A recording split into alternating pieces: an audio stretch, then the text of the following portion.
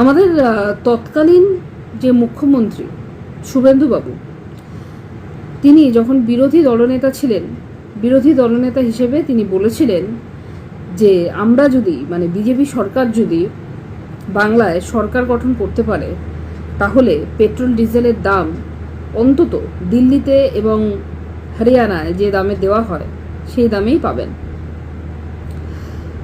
10 টাকা কমে আপনারা পাবেন। উনি যে সময় বক্তৃতা রেখেছিলেন সেই সময় তার দাম ছিল তার থেকে 10 টাকা কমে আপনারা পাবেন। কিন্তু আমরা দেখলাম যে মুখ্যমন্ত্রী যখনই শপথ গ্রহণ করলেন এবং তার বেশ কিছুদিন যাওয়ার পরে তেলের দাম হুট করে 105 টাকার বদলে 108 টাকা হয়ে গেল এবং তার দুদিন পরে 108 টাকার বদলে 109 টাকা 96 পয়সা হয়ে গেল। বলছি এইভাবে না বাড়িয়ে 105 টাকা ছিল, 10 টাকা কমাবেন বলেছিলেন। তো বিষয়টা হচ্ছে 10 টাকা কমানোর মোটিভ তো আপনাদের ছিল না, 10 টাকা বাড়ানোর মোটিভ আপনাদের ছিল। তাহলে একদম 115 টাকা করে দিতে পারতেন, একদম বরাবর হয়ে যেত। এই 8 টাকা 9 টাকা 10 টাকা এরকম করে করে না বাড়িয়ে একবারে 115 টাকা করে দিতে পারতেন। তার মানে আপনি বিরোধী দলনেতা হিসেবে যে প্রতিশ্রুতিটা বাংলার মানুষকে দিয়েছিলেন, বলেছিলেন যে বিজেপি সরকার যখন এখানে বাংলায় সরকার গঠন করবেন তখন যে দামে আপনার পেট্রোল পাচ্ছেন তার থেকে 10 টাকা কম দামে আপনার পেট্রোল ডিজেল পাবেন, সেটা মিথ্যে কথা ছিল, সেটা ভাওতাবাজি ছিল। এটা আপনাকে মেনে নিতে হবে, মানতে তো হবেই। আমি এতদিন সরকারকে ধন্যবাদ জানিয়ে এসেছি, তার কারণ সরকারের বিভিন্ন প্রকল্পের জন্য প্রাক্তন সরকার যে সমস্ত প্রকল্প করে গেছেন সেগুলো আপনাদের চালিয়ে যাওয়ার জন্য ধন্যবাদ জানিয়ে গেছি। কিন্তু আজকে ধন্যবাদ জানাতে পারছি না, আগে থেকেই ক্ষমা চেয়ে নিচ্ছি। এবং এখানে আরেকটা কথা বলি যে তপসিয়াতে যে বাড়িগুলো আপনারা ভেঙে দিচ্ছেন অবৈধ নির্মাণ বলে, হতেই পারে, আমি মেনে নিচ্ছি যে সেগুলো অবৈধ নির্মাণ, কিন্তু 24 ঘন্টার নোটিশে কোনো সরকার কোনো রকমভাবে কি একটা বসতি এলাকা ভেঙে দিতে পারে? আপনি বলুন তো। এই প্রশ্নটা সাধারণ মানুষ হিসেবে সরকারের কাছে আমি রাখছি।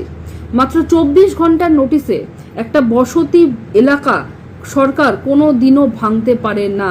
মিনিমাম তাকে 10 থেকে 15 দিনের একটা নোটিশ জারি করতে হয় সরকারকে, এবং তাদেরকে পুনর্বাসন দিতে হয়। এটাই সরকারের নিয়ম। প্রাক্তন সরকার যখন এরকম কোনো ডিসিশন নিয়েছেন তখন তারাও এই কাজটাই করেছেন, সময় দিয়েছেন দোকান সরিয়ে নেওয়ার, না সরালে তখন তারা দোকান ভেঙেছেন। এবং আপনাদের প্রধানমন্ত্রী, হ্যাঁ, এই দেশের প্রধানমন্ত্রী যেই রাস্তা দিয়ে যাওয়ার সময় প্রচারের সময় ঝালমুড়ি খাচ্ছিলেন, তিনি যেই দোকান থেকে ঝালমুড়ি খেয়েছেন সেই দোকানটাও 34টা দোকান সেখানে ভাঙা পড়েছিল, সেই 34টা দোকানের মধ্যে ওই দোকানটাও পড়ে। এবং মমতা ব্যানার্জি যখন সেই রাস্তা দিয়ে যাচ্ছিলেন তারা মমতা ব্যানার্জির কাছে আবেদন করে যে এই 34টা দোকান যেন তাদেরকে বানিয়ে দেওয়া হয়। দিল্লি থেকে প্রধানমন্ত্রী এসে এই 34টা দোকান বানিয়ে দেয়নি, মমতা ব্যানার্জি সেই 34টা দোকান আবার বানিয়ে দিয়েছেন।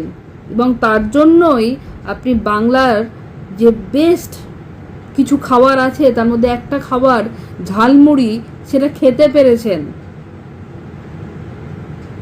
এবং এই সূত্রে বলে রাখি যে অগ্নিমিত্রা পাল শিশু এবং নারী কল্যাণ মন্ত্রকের মন্ত্রী, তো অগ্নিমিত্রা পাল একটা জিনিস পরিষ্কার করে বলেছে যে বাংলার মা বোনেরা এবার যা ইচ্ছে তাই পড়বে, যেখানে যাওয়ার ইচ্ছে তাই যাবে এবং যা খাওয়ার ইচ্ছে তাই খাবে।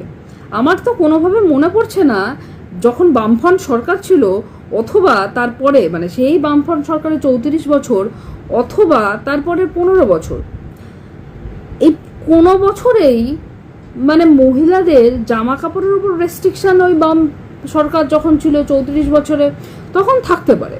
কিন্তু তারপরে যে 15 বছর মমতা ব্যানার্জি সরকার চালালো, সেই 15 বছরে নারীদের মেয়েদের বা মায়েদের জামা কাপড় পরা নিয়ে কোনোদিনও কোনো গাইডলাইন ছিল বলে সরকারের দিক থেকে আমার তো মনে পড়ছে না। আর কটূক্তি থাকতে পারে, রাস্তায় গেলে অনেক কুকুরই চিৎকার করে, তার মানে কি আমি সব কুকুরকে কামড়াতে বসবো নাকি সব কুকুরকে তাড়া দেবো? তা তো নয়। সরকারের তরফ থেকে কোনোদিনই কোনো গাইডলাইন ছিল না যে বাংলার মা বোনেরা কি ধরনের জামা কাপড় পরবে বা কখন কোথায় যাবে, কোন সময় কোথায় যাবে, এবং সব থেকে হাস্যকর ব্যাপার হচ্ছে কখন কি খাবে। বাংলার সরকার মানে 15 বছরের সরকার, এবং আমি গ্যারান্টি দিয়ে বলতে পারি বামেদের 34 বছরের সরকারও কোনো দিনই নিয়ম ভেদে দেয়নি যে মা বোনেরা এটা খেতে পারবে না, ওটা খেতে পারবে না, সেটা খেতে পারবে না, এটা বলে দেয়নি। তাই আপনাকে নতুন করে এই হাস্যকর জিনিসগুলো না বললেও চলবে, না বললেও এটা প্রমাণিত হবে যে আপনি নারী এবং শিশু কল্যাণ যে মন্ত্রক আছে সেখানকার মন্ত্রী। এটা না বললেও বাংলার মানুষ জানে বা বিশ্বাস করবে। এই ধরনের হাস্যকর কথাবার্তা বলবেন না, এটা আপনার কাছে অনুরোধ আমার। কমেন্ট করতে পারেন আপনাদের ইচ্ছে মতো, ভালো খারাপ যা ইচ্ছে কমেন্ট করতে পারেন, তাতে আমার খুব একটা কিছু যায় আসে না। যাই হোক, যারা ভালো কমেন্ট করবেন তাদেরকে অসংখ্য ধন্যবাদ, যারা খারাপ করবেন তাদেরকে অসংখ্য ধন্যবাদ। কোনো অসুবিধা নেই, আমারই কমেন্ট বক্সটা ভরবে আর কি। ধন্যবাদ।